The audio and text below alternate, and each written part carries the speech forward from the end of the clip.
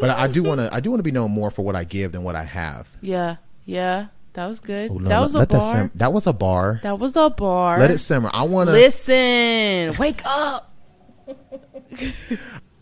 Welcome back to Young Black Married Christian Podcast. We know you fall into one of those categories. You may even fall into some of those categories. But even if you fall into none of those categories, we can promise you that over the next few minutes, we're going to give you 4 to 5 tips to fortify the future of your marriage. Now, we know you're short on time, we know you're short on data, but do us a favor. If you can't make it all the way through the podcast, click that download button attached to the podcast and take us with you throughout your day. Now, today we are talking about money, and there is a lot to get into, but we are going to do it for you. We are your hosts, Lashaude and Doriana James, from all the way down here in San Antonio, Texas, working hard to make sure your spouse doesn't become one of your exes. Let's get started. All right, Doriana, so today we're talking about securing the bag. The big cash money wad. We want the big cash money wad. What is your second demand? We want the big cash money wad. Enough to provide for our delinquent mothers so that hopefully they'll show us the love we always dreamed about in our sad young lives. I grant you the big cash money wad. Now off with you to Casa Lemon Grab. And we want to give you some practical tips on how to secure that bag. And it's not just about making money, but it's also a little bit about investing and making sure you're prepared for the future. And keeping the money. You know, some people fumble in the bag. Like they get the bag and then they fumble the bag. Okay. I won't go Intercepted. Yeah. But before we get into that, I want to read one of our reviews from iTunes. And so one of the things we want to do is give a voice to all of our listeners that are rocking with us so far. So we're going to find ways to do that. And one of the ways we're going to do that is actually reading some of your positive comments online. So Doriana, I think we have one review queued up that we'd like to read. Yes, this is from Lady I says, God told me years ago that I would be married. Recently, and to my surprise, he's been preparing me pretty intently. He was very clear in telling me that I should listen to podcasts like yours, and this one has been a huge blessing. Thank you, both you and Doriana, for your transparency. Your time spent preparing and executing these podcasts is not in vain. My prayers are covering your marriage. Aww. Thank you, Lady I. Now, some of y'all might not know this, but the reason why we haven't committed to a weekly podcast or, a bi-weekly podcast is because it is harder for us to prepare for these podcasts in the midst of working full-time jobs, etc. But we don't want to put out trash. We don't want to publish things that are not going to move your life forward. So with that being said, let's get to these points. Let's get to this fire. And I think I'll go first. Recently, God has been teaching me, and before we get into the budgeting tips, I kind of want to just set the mood. One of the things that God's been teaching me that is that mood? The Kenny G? No, sorry, this is the securing the bag mood, not the baby making mood. Okay, sorry, wrong playlist. I'll switch it. Yeah, wrong playlist. We've been getting money over here. That's the playlist. Blessed and highly favored, it's just me and all my gangsters. We ain't asking for no favors, cause we been getting money over here. Cool.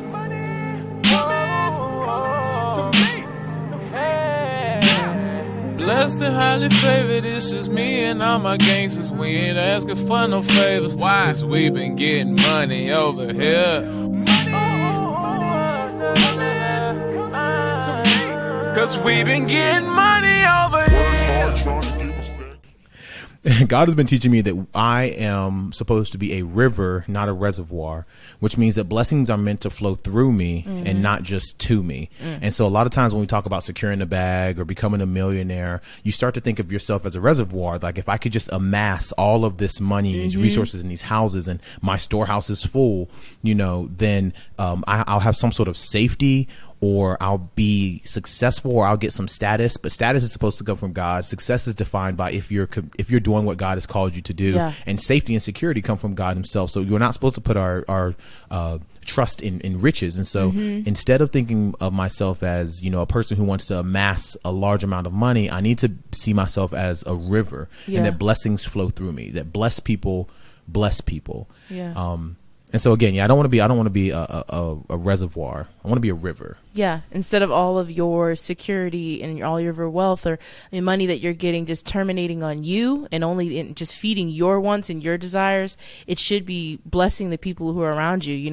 When we think about our cup overflows, with God's blessings, we want it to overflow and affect the people that are around us, not just like fill our cup to the brim and like I'm the only one that can consume it, but you're supposed to be blessing the people that are around you. Yeah. And honestly, all the money and the time and the resources we're given, we're stewards. We don't own anything. We own nothing. Yep.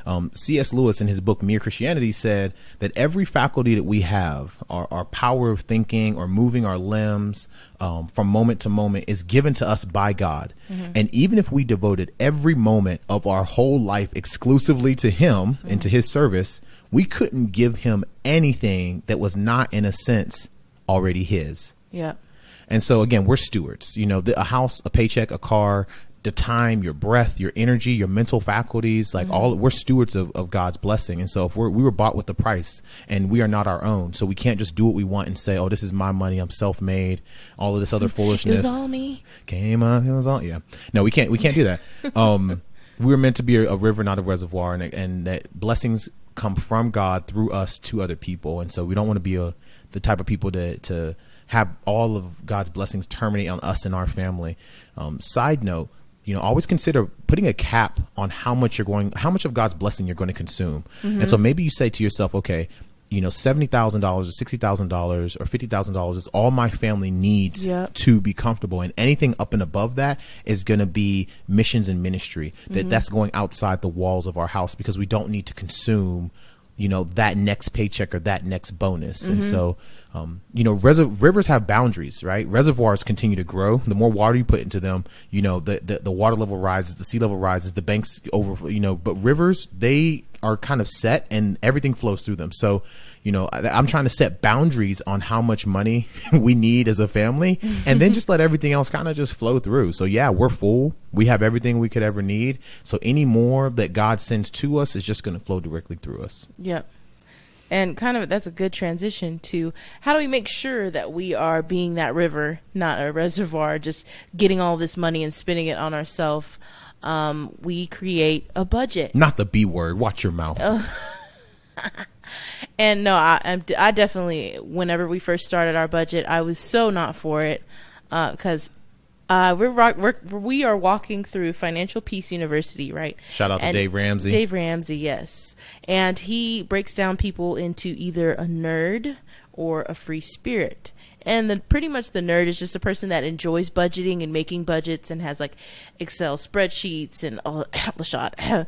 And I'm an accountant, y'all. I told you I have a bachelor's and a master's in accounting, so I love a spreadsheet. A spreadsheet gets me all excited. Exactly. That's our Kennedy. I just pull up like a overhead projector of a spreadsheet. I'm in the mood. I just play like Microsoft hotkey noises. Broom, broom. You're so weird.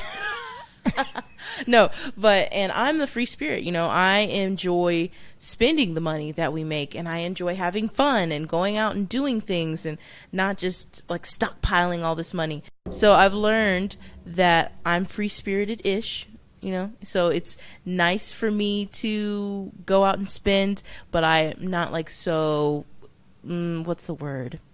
I'm not so against a budget as much as I kind of just wouldn't want to always have to do it. And Lashaude is a nerd. He very much enjoys budgeting.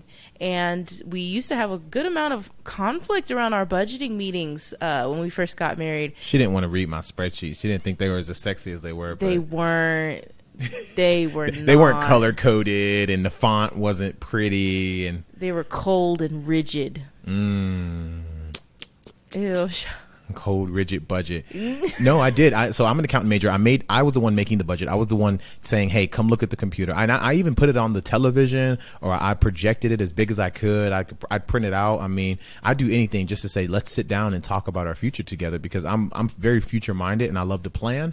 And so, yeah, I would bring her to this meeting, and because she didn't have any input into making the budget, she found it hard to, I guess, actually like buy in and co-sign. Yeah. And one of the tips that they teach in Dave Ramsey's Financial Peace is that who's ever the nerd creates the budget, and then who's ever the free spirit has to analyze it and at least change one or two things on it. And then the nerd kind of, allows that change to happen. And then they both kind of bless it and say, okay, these are our marching orders. My favorite part of it is in your budgeting meeting with your family, they advise that the nerd presents the budget and is quiet, like does not talk. And I enjoy that because it let me put my advice in without Lashaude driving the conversation the whole time. Yeah, now you see the reason we put that money there is because no, you don't want to move that because you're not really thinking about the future like I am. Yeah. So in our meetings now, they look completely different after shout out Dave Ramsey again. After going through his tips and tricks on how to make the budget meeting happen, so much better. I really enjoy it. That kind of goes into one of my points. You gonna double point like that? Did I double point? It's okay. No, it's okay. Go ahead. I mean, I don't have anything to say. I was just flowing off the top of my head, and not like I researched or written anything down. No, I'm joking. Go ahead. My gosh. Okay. So it's nice to see the dynamic that we both bring to our budget meetings now. I'm very much so vocal on like, oh, we should change this, or we should, budget more fun money, or we have this much that we spend in bills. We should really, make sure we have more next month. And I really enjoy that. It's fun to see. It's nice to set a goal with Lashaude, and as a team, we attack that goal. It just kind of makes me feel like we're on like a power couple. And I know what everyone's thinking right now. You're thinking, oh, you guys have a budget, and it used to be a spreadsheet, but what is it now? We use an app called the Every Dollar Budget app. So look in the description of the show notes here, and I'll put a link to how to get that Every Dollar Budget app. I think they have a free trial, but then there's also a paid version.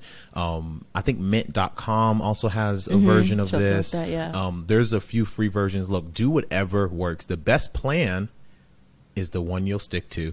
So, I mean, whether you pay for this one or use a free one, as long as you're both on it and you're both using it as a tool to help plan your finances, hey, more power to you. Yeah. So a budget puts your money on mission. That's my second point. A budget puts your money on a mission, and I firmly believe that you can have more fun with a plan than you can without one. Living paycheck to paycheck is not fun. Nope. Having vacation time roll around, but you don't have a vacation money, that's not fun. Having to choose between things that you actually need and big purchases that you want to make around Christmas or birthdays, that's not fun. No. It's not fun to be checking your bank account, when you go out to eat and dinner to decide whether or not you're going to have dessert. Like that's not fun, Yeah.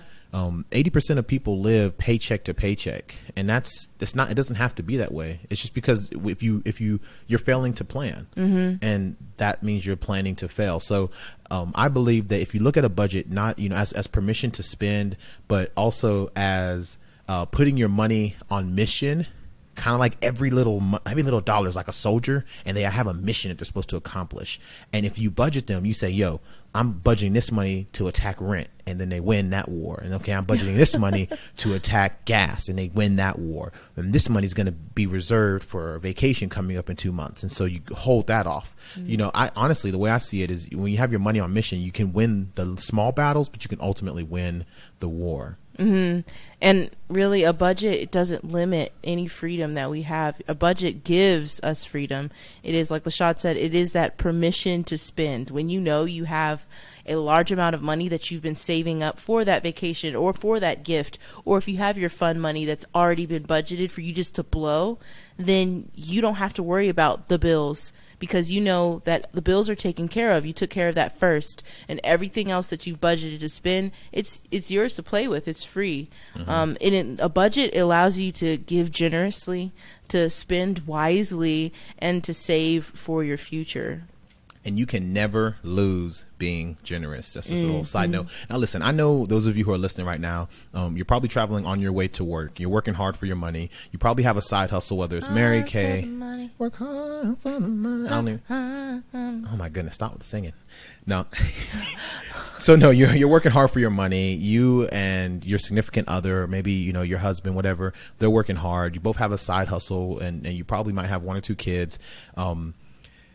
you have to have a plan on how that's all gonna fit together, and you can't let all the money that you work hard for kind of go to waste. You don't have to live paycheck to paycheck. It's a choice that you're making to not plan and be on the same page. And so, and then this is the worst thing. Have you ever had to look at your spouse and be like, "Baby, I'm about to get a soda from the gas station and it's $3, you know," or you come home like, "Yeah, I went out to eat with my girlfriends because they all wanted to go out to lunch, and I went out to eat, but that was about $40."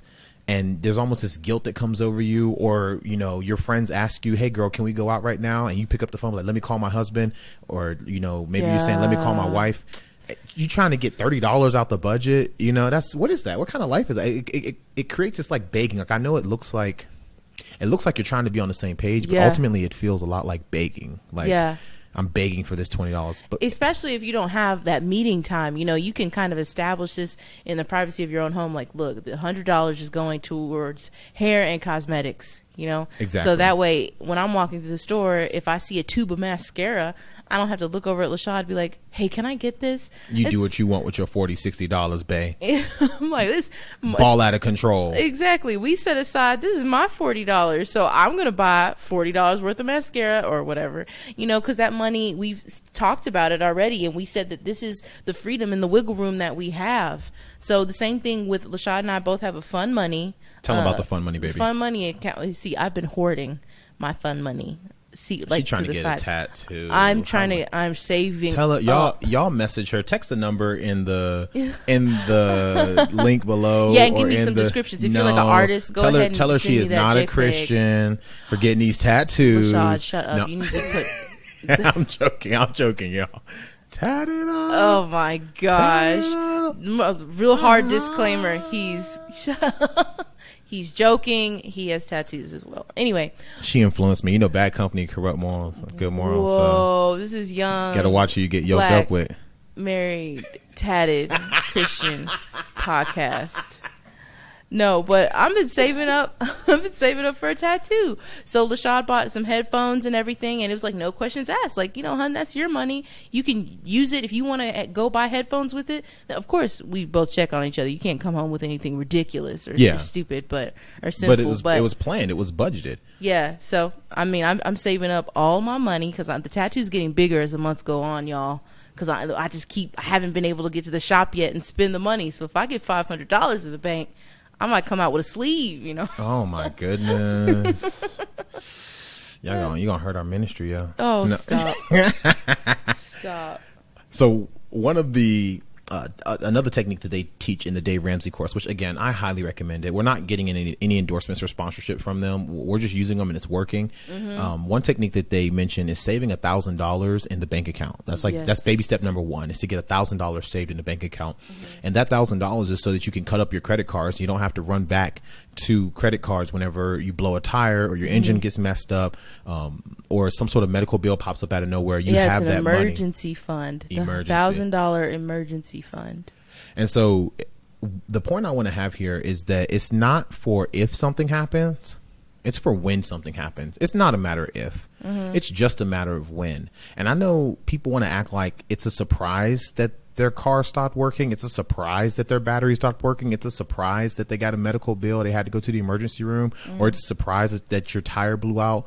I mean, but all of these things are very predictable. I mean, you're walking into a tire shop or a hospital when you're sitting there with 60, 80, 100, other people. It was predictable. Your car was eventually going to mess up. You were eventually going to get sick. This thing was eventually going to happen. And so don't act like just because you don't got the money in the bank account that it was unpredictable. No, it was predictable. You just didn't plan for it, you know? Oh, yes. So these are wise and healthy habits. And I thought about this the other day, Duran. Like, if we hit the lottery and we were able to pay off all of our debts in one swoop, I actually would be kind of sad. And here's why. It's because we didn't exercise the budgeting muscles needed to be successful. If someone would have just offered to pay off all of our debt or pay off, all the things, all the goals that we have, it would actually rob us of the opportunity to work together as a couple and come out stronger on the other end. Side note, for all of you out there who are saying, you know what, it's almost impossible to budget with my spouse, or it's really hard with the family and everything, the muscles that you're going to grow in the process of budgeting that's what's going to make you successful in the long term. Those are the wise financial habits that you need to have to maintain the wealth that you're trying to get to. Yep. The struggle is actually part of the growing process. They mentioned with like birds and chickens that if they're in a shell and they're struggling to get out, they say that if you actually break the shell to try to help them get out, their arms are underdeveloped and they don't actually have enough strength in them to fly and survive. Same thing with butterfly. If you open up their cocoon, they won't be able to fly because their wings would not have had that strength breaking out of the cocoon. And so many of us are praying for God to remove the cocoon.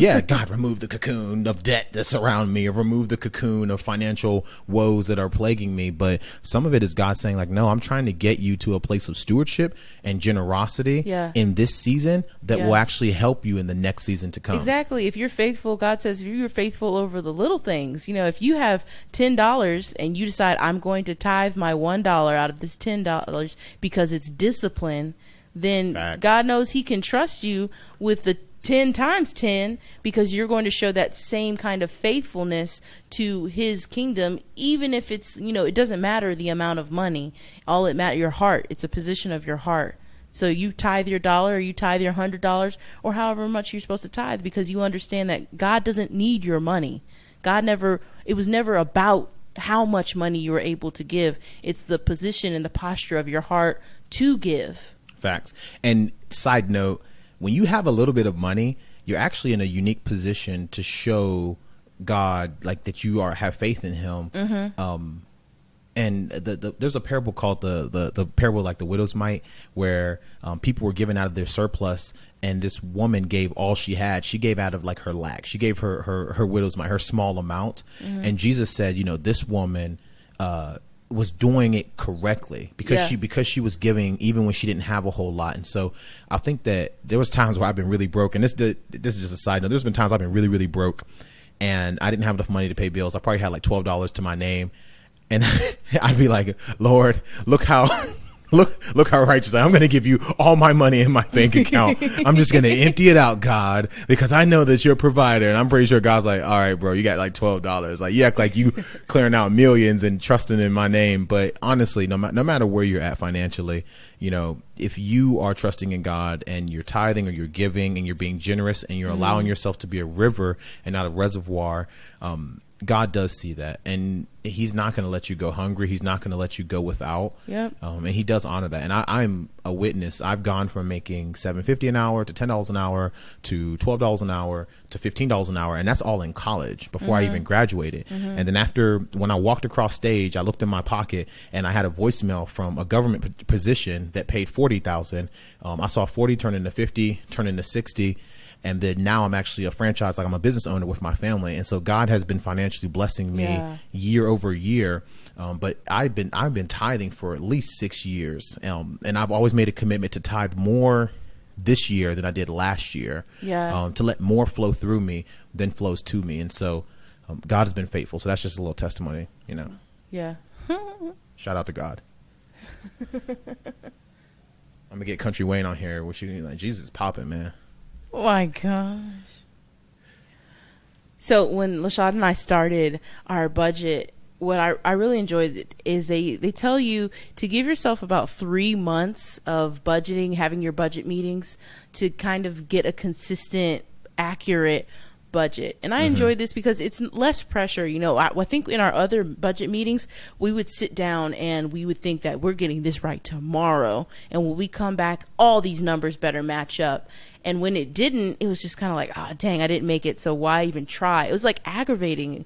But I enjoy that they said 3 months to kind of get in a rhythm of it. So it's less pressure. It's not, you're not striving for perfection the very, very first time, but it still gives you a future date that's not too far away. Like 2 budget meetings later, 3 budget meetings later, we'll be able to adjust accordingly. Like, okay, we've done it the last few months. We budget a certain amount for groceries and we're like, okay, this was way too much, or this was not enough. So we adjust, and it was like, let's put more money in the fun money and take a little bit out of gas because, your commute's shortened or my commute's about to get a little longer or whatever. So you're able to readjust, and there's that not so much pressure to get it right the very, very first time. And it's still, I really enjoy working on a team with Lashaude. You know, it's nice to be able to be like, okay, how did we do this month, babe? Like, and we move the numbers around together, and then it's like, all right, break, and then we go and run the play. Oh, look at you with them football references. Well, so listen, we promised you that over a few minutes that we would give you a few tips to help fortify the future of your marriage. Listen, all of the study, energy, and wisdom provided on this podcast is a free gift from us to you. But there's one thing that you can do. Please don't just consume the whole podcast and do nothing to help share it with other people. So if you leave a comment online, you know, leave a comment on IG, maybe you rate or review us on iTunes, all of that stuff really, really helps us out. But one thing you could do to move your own life forward is go back and look at our podcast episode about family core values. Now, we've dropped a few family core values in this podcast. One of them is that you can never lose being generous. Yep. You can never lose being generous. I dare you. You can never lose being generous. it costs a candle nothing to light another candle. A rising tide lifts all boats in the harbor. Come on now. When the righteous live upright, they lift a city.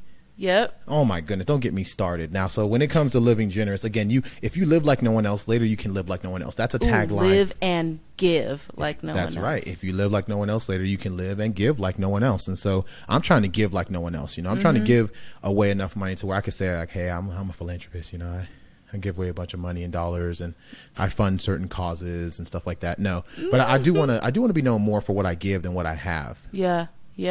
That was good. Oh, no, that was a bar. That was a bar. That was a bar. Let it simmer. I want to listen. Wake up. No, seriously. I want to be known for what I gave and not for what I have. And so, if you have not gone and looked at those family core values episode, you're doing yourself such a disservice. You know, it's a free download of an episode where we just go off the dome and spit some of our family core values, and we even give you a printable PDF that you can actually download and have a conversation with your spouse about. So, you know, when you first got your job, they forced you to learn their core values. Yes. Doriana, what was the Bojangles core values? You had to be a Bo Star. Oh my gosh, stop. I don't know if anyone lives in the South, but in the South there's this chicken place. It's like a better Popeyes. It's called Bojangles, and there was Their biscuits could choke you. No, that's Popeyes. Don't you do that? Bojangles biscuits are bomb. Oh, okay, never mind. Okay, but you had to be a Bo Star, and the star stood for something. I don't remember what it was, but I do remember Bo Star was a big thing. It's like smile, like T was something else, but it was an acronym. And surely you had to watch hours of training videos. So my question is, how come your job has core values that you have to memorize and write down? Oh, don't do it. But your family don't have core values. You know, your son can't look you in the face and tell you what it means to be a James, or your daughter can't look you in the face and tell you, you know, what it means to be a Coleman or whatever your last name is. You don't have core values that guide your day-to-day decisions. See, that's what those core values do. If you spend time working on core values, you spend a lot less time talking about, you know, certain decisions that were made that you don't like. You harp on those core values. Those core values inform the decisions that your daughter or your son has to make or that your spouse has to make. But you know what? I'm going to save that for the free download, for the free episode. Go to the episode. It's actually on your podcast list. Just scroll down to that episode, listen to it. There's a link inside the descriptions that you can go get that. But we love you guys. And until next time, see you later. Bye. Bye.